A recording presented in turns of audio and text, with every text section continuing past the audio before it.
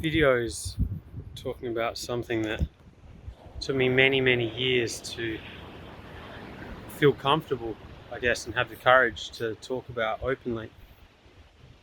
And the concept in this video is diametrically opposed to anything I ever believed in before my near-death experience and before I opened my third eye and had the Kundalini rising. So there's a higher truth than the truth we get from the five senses. Our taste and touch and smell and sight and hearing. They are plugging us in to this dimension. This world of physicality, linear time, entropy. And there's a far higher truth that you will all experience. Some of us experience it through an awakening or a near-death experience or severe trauma, passing of a loved one, etc. But for most people, sadly, it's a realization that will only happen at the end, as death is very close and approaching. And what I know to be true is this: separation is an illusion. That you see yourself as separate, with name and a past and a story, maybe a job title and some possessions, and that it's separate from the world. Okay, the I am, whatever comes after that. But that's an optical delusion of the senses. The highest truth is that we all come from oneness. We come from source energy or source consciousness or the divine or the universe, whatever you want to put in there. And that's what Albert Einstein's complete realization was. It's a quote from Einstein, that you see yourself as separate, some form of optical delusion.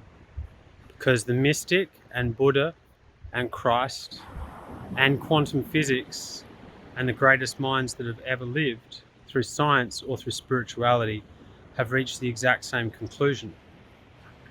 And for me, after I awakened to that consciousness, it took me years to feel comfortable even talking about it. To integrate back into this world, into normal life, isn't possible. You can't put the genie back in the bottle. Enlightenment or awakening isn't a process that can be undone. Because if you try and run from it and bury it and hide it, you suffer, because that's what was happening to me. I literally felt like I was choking until I just finally stepped into it and realized that no one can take away my experience and that it's my path or my purpose to share the teaching. So much suffering and pain and war and hurt, violence, racism, bigotry, it's born out of the illusion, the ego that believes it's separate, with a name and possessions and a job title and a position in society. As I said, at the end, when death is approaching, that all fades away and it dies. But only illusion dies, as Buddha said. Nothing that is real can die. So the true self, or who you really are, is infinite. And it's not connected to form. It doesn't require form. It is creating form. But we think that it's the other way around. Because I have a brain, a physical brain, I have consciousness. I think, therefore I am, which is completely wrong. Thinking has very little to do with who or what you really are at your most fundamental point of self, of consciousness.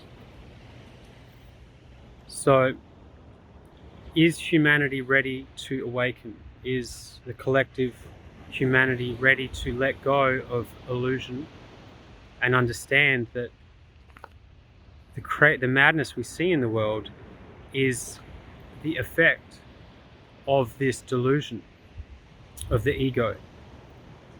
And it's keeping us perpetually recreating the past. You hear people all the time saying, how could we still go to war? Haven't we learned that lesson? How is there still such inequality in the world?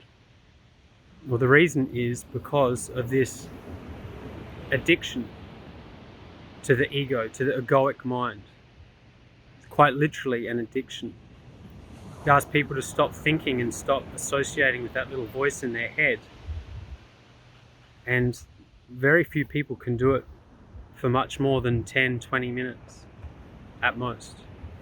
But that little voice in the head has brought about the decline from a place of love, of appreciation, of creation, expansion, into division and competition. But as Einstein said, some form of optical delusion. So if you would like to begin this journey, or maybe you're on this journey, or maybe you've had an experience and you've touched this place that I'm talking about.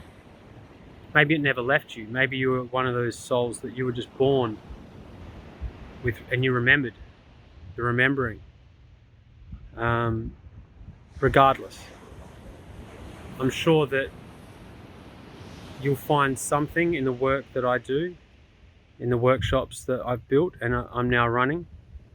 So you can head to damienhorton.com and find out more information. If you'd like to get me on an interview or a podcast, public speaking engagement, I'm there straight away, always. So contact details are there. And I just want to leave you with this. It's an empowering place to always ask yourself, what are you doing to contribute to the problem? Rather than pointing a finger outward, you can always just ask yourself that question. The suffering that I'm going through, the suffering with the people around me, how am I contributing to that? And when you lose the illusion that there's little me and I need to defend and be right to make the other person wrong and defend my position, and you start to come from a place of a higher consciousness that embraces all of life and expresses gratitude for the gift that is life, then we start to get synthesis. And that's the way forward. This is the next state of consciousness that humanity now needs to move into, because we are killing the planet and we are killing each other. And if you don't know what I'm talking about, hundreds and hundreds of millions of humans have been slaughtered at the hands of other humans in very recent times through wars of aggression. And as I said, that's bred out of this ego, out of this optical delusion of the senses. So obviously you don't go to war to make peace. This is why we keep recreating the past. So from my heart to yours anyway, guys, I'm going to throw the ball for Bella. Sending you light, sending you love. Peace.